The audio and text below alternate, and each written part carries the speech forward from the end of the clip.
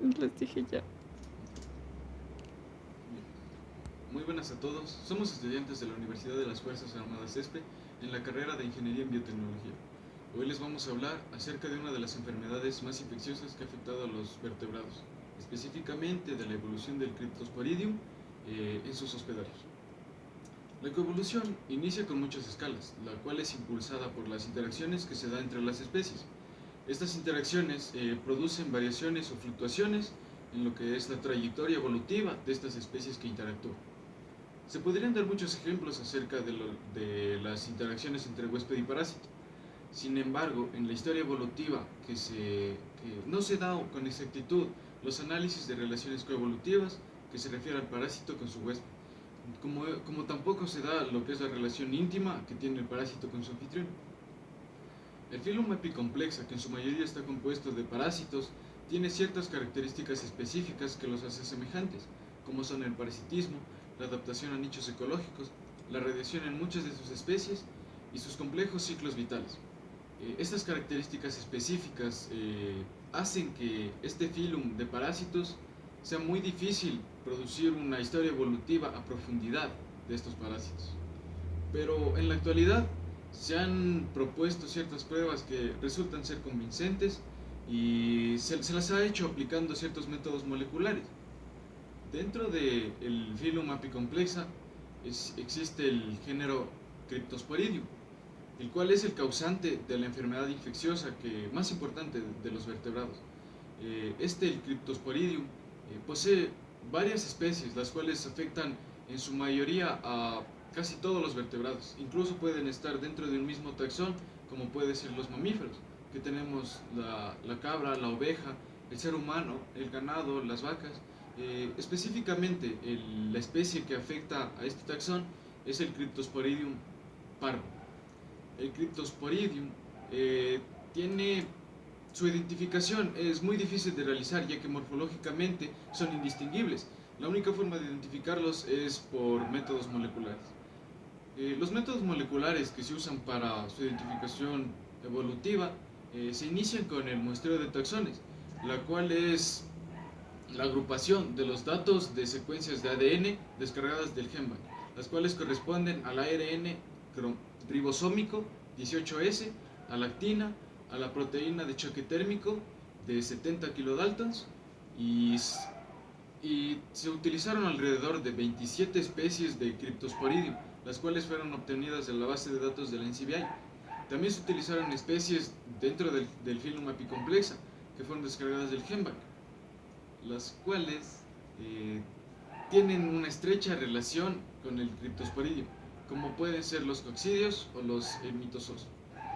También se utilizaron parásitos ajenos del filum apicomplexa, como pueden ser el alveolata, el risaria o el Staminopithis.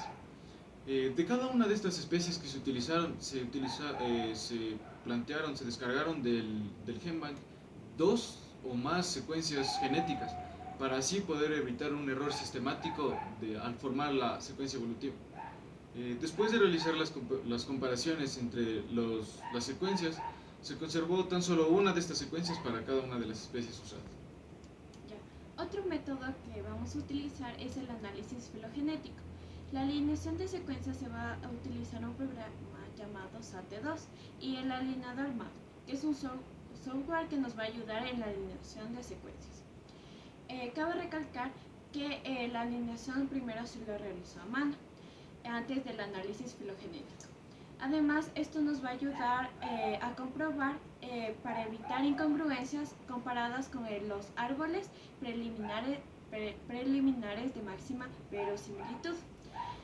También se realizó una partición de 4 vías de estrategias de genes, y también para la diversificación de los tiempos entre las filogenias se utilizó el programa BEST, que es un software que nos va a ayudar a la reconstrucción de las filogenias y también para la deducción de las hipótesis evolutivas. Además, por medio de relojes moleculares. El reloj molecular nos va a ayudar a explicar la variación de las tasas en la sustitución entre los linajes con respecto a un clado genético. También se implementaron el proceso de nacimiento-muerte para el modelo de especiación. Las estimaciones de divergencias están basadas en un modelo de reloj SEER, el cual contiene restricciones de calibración que pueden ser débiles o fuertes. Las suaves o débiles van de 900 a 1500 millones de años antes y las fuertes van de 1500 a 1850 millones de años antes. Para esto se combinaron tres series independientes de 40 millones de generaciones para poder asegurar que el ESS sea por encima de 200. Seguido con este proceso se utiliza el programa Tree Annotator, el cual nos permite combinar y resumir los árboles filogenéticos obtenidos en el programa ya mencionado BEAST, y así poder obtener un árbol filogenético con mayor credibilidad, con una credibilidad del 95%. Los diagnósticos obtenidos de este proceso fueron evaluados por estabilidad de los parámetros estimados a través de las generaciones por el programa Tracer. Otro método utilizado es la prueba de ajuste global. Esta prueba de ajuste global nos permite generar árboles filogenéticos de los hospederos que estén más predominantes el género Cryptosporidium. Para este análisis se utiliza los datos obtenidos de la secuenciación del citocromo B. También se utiliza la matriz de distancia y una tercera matriz que es llamada la matriz rectangular, que nos permite estudiar el enlace que existe entre el Cryptosporidium y los vertebrados. Para concatenar todos estos datos se utiliza el programa Parafit, que nos permite establecer la congruencia que existe entre el hospedero y el parásito y así analizar a través de la matriz distancia y la hipótesis nueva. Ya. Como resultados del análisis filogenético obtuvimos tres clados.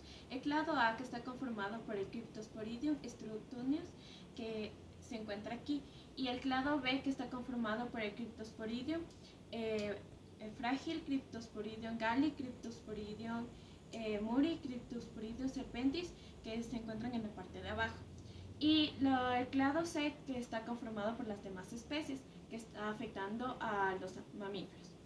El Cryptosporidium strunius se dio en el periodo Paleozoico. El Cryptosporidium los del clado B en la etapa de periodo Jurásico y los demás Paleozoico tardío. Esto se comparó con el ancestro común de los vertebrados que se dio hace 600 millones de años. Ya. Otros resultados fue del análisis cofilogenético, que revela patrones altos entre la asociación del hospedero y el parásito. Las comparaciones filogenéticas hospedero-parásito están basadas en la matriz de la distancia y el análisis de la topología que existe entre el hospedero y el parásito.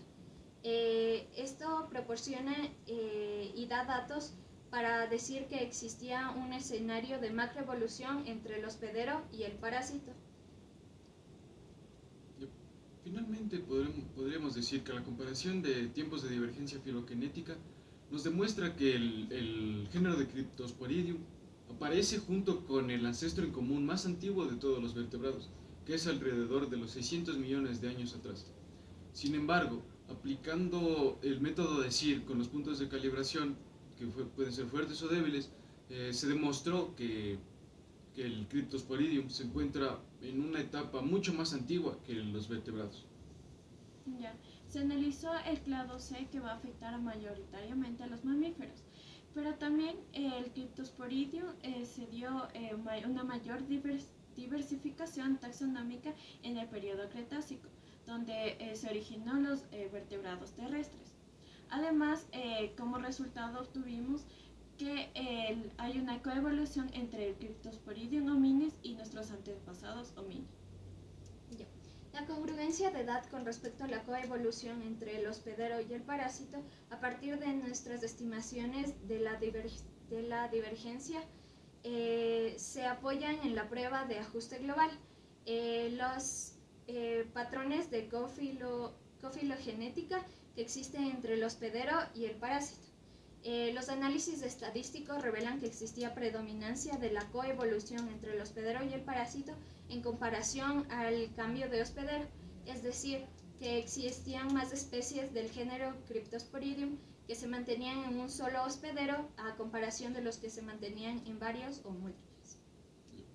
Sin embargo, ciertas especies del Cryptosporidium, como son el Parvum, el Hominis o el Cuniculus, surgen de la especialización y de la movilización hacia nuevos hospederos mamíferos. Estas especies no están lo suficientemente especializadas para mantenerse en un hospedero individual.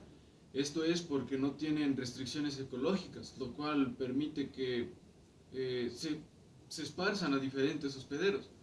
Este cambio entre anfitriones que produce estas especies se puede referir al tipo de coevolución de factores de resistencia por las poblaciones de acogida.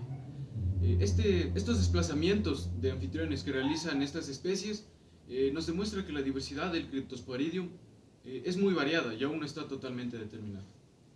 Gracias.